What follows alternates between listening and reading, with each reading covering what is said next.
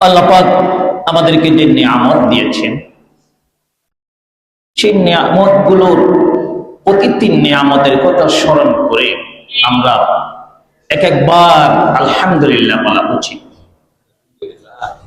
আমাদের শরীরের মধ্যে যে কতগুলো নিয়ামত দান করেছেন, পা দিয়েছেন, হাত দিয়েছেন, চোখ দিয়েছেন, নাসিকা শক্তি দিয়েছেন, শ্রবণ শক্তি দিয়েছেন, সবচেয়ে বড় নিয়ামত হলো বাকশক্তি দান করেছেন, যেটা অন্য কোন সৃষ্টিকে আল্লাহ পাক দান নাই।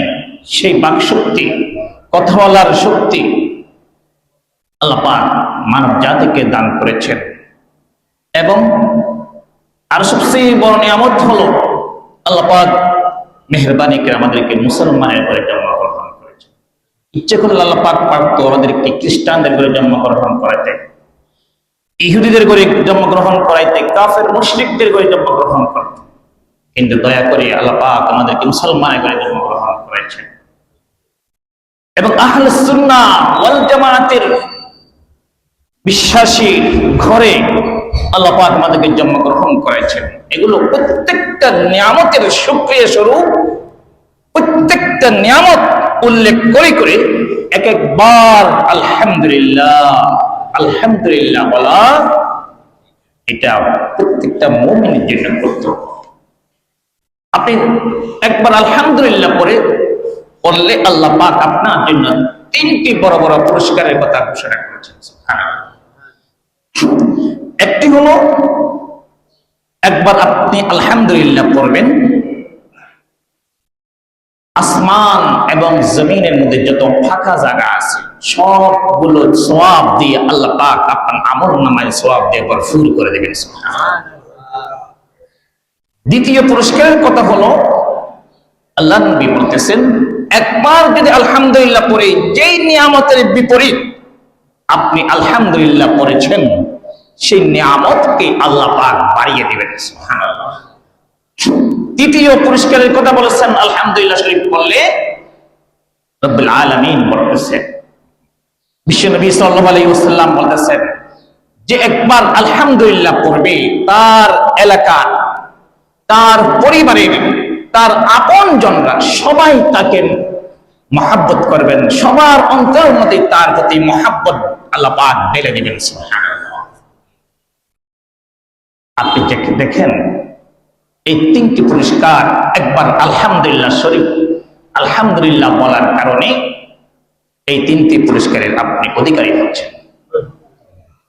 আজকে আমাদের কাছে অনেকে আছে, আমার পরিবার আমাকে দেখতে পারে না, একটা তাবিজ দেন, আমার সন্তানরা আমার থেকে বিমুখ হয়ে যাচ্ছে, আমার কথা শুনে না, আমাকে মহব্বত করে না, ভালোবাসে না, আমার পরিবারের সদস্যরা আমাকে ভালোবাসে না, আমার এলাকার মানুষরা আমাকে ভালোবাসে না। কোন তাবিজ লাগবে না, কোন জারপুক লাগবে না, কোন প্রেশানি করতে লাগবে না। আপনি সবসময় আলহামদুলিল্লাহ পড়বেন। প্রতিটি নিয়ামতের বিপরীত আপনি আলহামদুলিল্লাহ পড়বেন। আপনার ঘরের সদস্যরা, এমনকি আপনার প্রিয়তমা স্ত্রী, আপনার সন্তানরা, আপনার ভাই বোনেরা এবং এলাকার সবার অন্তরের মধ্যে আপনার প্রতি আল্লাহ পাক মহব্বত ঢেলে দেবেন। সুবহানাল্লাহ। এজন্য আমরা বেশি বেশি করে প্রতিটি নিয়ামতের বিপরীত আলহামদুলিল্লাহ বলার চেষ্টা করব। সূরাতুল আহজাবের 56 নম্বর আয়াতে কারিমাটি তিলাওয়াত করেছি। আমরা কত জুমায় আলোচনা করছিলাম এই শাবান মাস কেন মহিমান্বিত হলো। 4টি কারণ আমরা উল্লেখ করেছিলাম। প্রথম কারণ হলো দ্বিতীয় হিজরির দ্বিতীয় শাবান মাসের 2 তারিখে ঐতিহাসিক একটি আয়াত, মাহে রমজানের রোজা আল্লাহ পাক বান্দার উপর ফরজ করেছেন। এই ঐতিহাসিক আয়াত কারিমাতে ইয়া আইয়ুহাল্লাযীনা আমানু কুতিবা আলাইকুমুস সিয়াম এই শাবান মাসে অবতীর্ণ হয়েছে। দ্বিতীয় হলো কিবলা পরিবর্তন।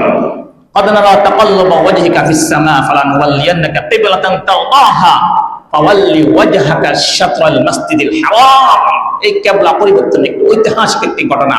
এটিও দ্বিতীয় হিজরির শাবান মাসে আল্লাহ পাক এই কিবলা পরিবর্তনের ঘটনা আল্লাহ পাক এই দান করেছেন। তৃতীয় হলো আমরা বলেছিলাম লাইলাতুন নিসফি মিন শাবান শাবান মাসের মধ্য রজনীতে আল্লাহ পাক সমস্ত মখলুককে ক্ষমা করে দেন।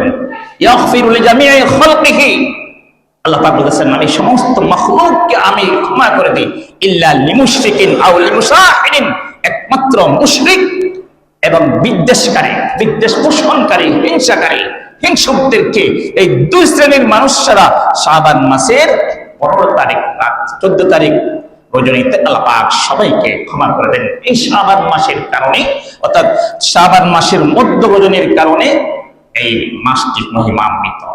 চতুর্থ কারণ হলো ঐতিহাসিক একটি বিধান, দুরূদ শরীফের বিধান। ইন্নাল্লাহা ওয়া মালাইকাতাহু ইউসাল্লুনা আলান নবী ইয়া আইয়ুহাল্লাযীনা আমানু সাল্লু আলাইহি ওয়া সাল্লিমু তাসলিমা। সূরা আহজাবের এই 56 নম্বর আয়াতে কারিমাতে এই শাবান মাসের আল্লাহ পাক অবতীর্ণ করেছেন।